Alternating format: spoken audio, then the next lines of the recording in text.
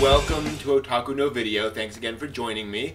Coming up, a review of an anime from 1958, but stick with me on this. This is quite interesting. First, some news. The 41-year-old guy who convinced a 14-year-old girl to run away with him to an anime convention has been sentenced to 15 years in prison on a felony charge for soliciting a minor and maliciously enticing her. For the record, he pled guilty, so good riddance.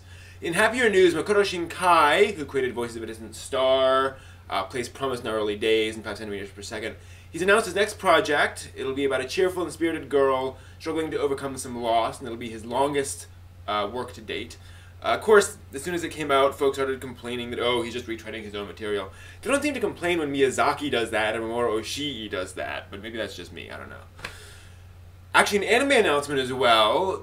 In April, there'll be a new season of Shin Koihime Musou, which is a kind of light Yuri Romance of the Three Kingdoms moe adaptation thing. It's very weird, but cute and fun. The new season will be titled Otome Tairan, which I think translates roughly to Inspection by the Young Princess, something like that.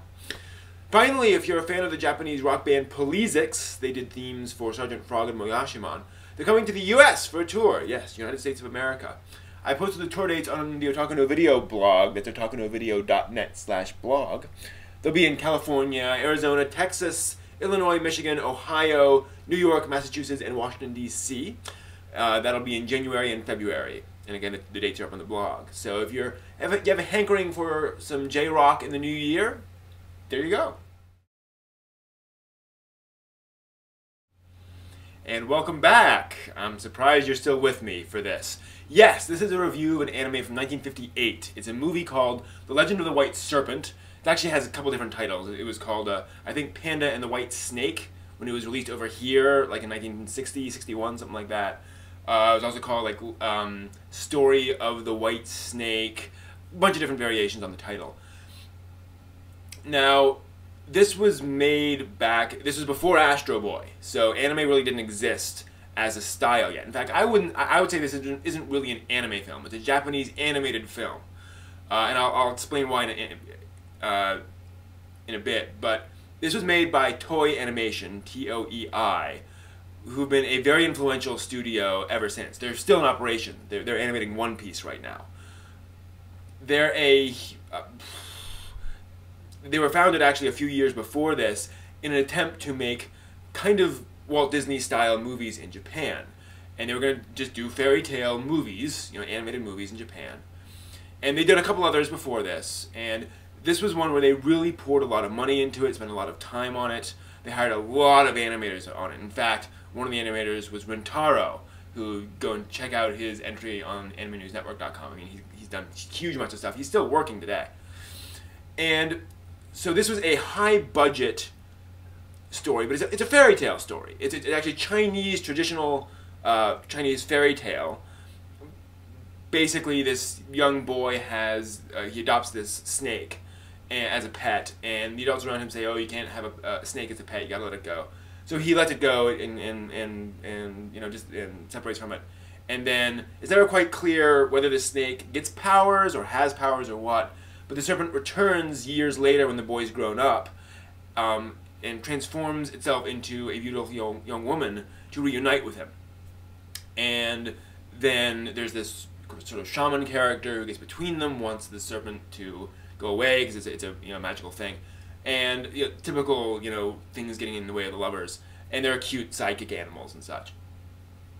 But the thing is, this has a very high sheet count, lots of cells of animation. The visual style, though, is relatively simplistic. Now, I really like the visual, the character designs in this as simple character designs. You can be complicated, you can be simple. I think these are very effective. And I think it's actually trying to mimic the old paper stories that they would tell, where they would actually have a little lighted pane, and they would put backgrounds on it, and they would put little paper cutouts and have those tell stories. This is a traditional thing in Japan going through World War II. And it mimics that kind of a style, that sort of shadow puppetry stuff. And I just really thought that's visually interesting. And so, the character designs are, again, simple but effective. Now, Obviously, we can't judge this as anime because anime really hadn't been invented yet. And I don't think it really mimics anything that you'd see in anime. I mean, it actually looks a lot more like early Disney, early Fleischer Studios, the ones who did the old Popeye and Superman cartoons. Just that old, not bad, but old, lush, but not very realistic, not very, I want to say naturalistic movement. It was trying to be smooth, but again, it's just trying to mimic old, Chinese fairy tales and papercraft and stuff. So it works, but it's different. Now I want to run through a few things just so we sort of have these checked off. What's the direction like? Very simple. I mean, character says something. We cut to a reaction shot from somebody else. Cut back to that character saying something. Very straightforward, effective, but nothing shocking there. Lots of very simple, framing of things.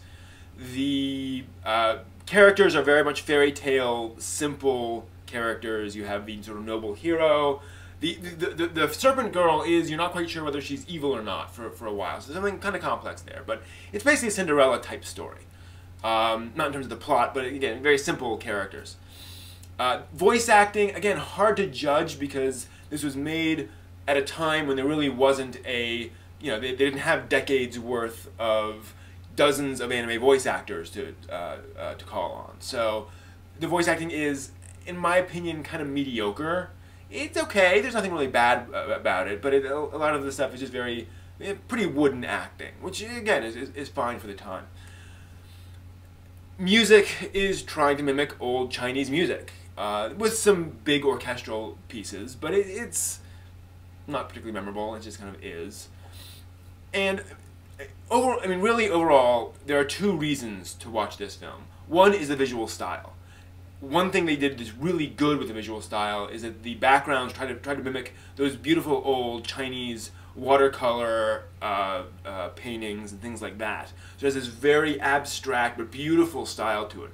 A lot of very subdued colors to it. I like that a lot. And just overall, just visually, it's distinctive. You won't see things made like this much anymore. Secondly, it's a part of our history.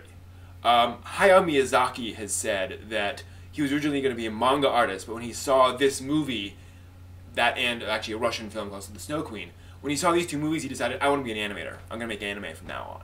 This was his his changing point. And other animators of the time had similar reactions.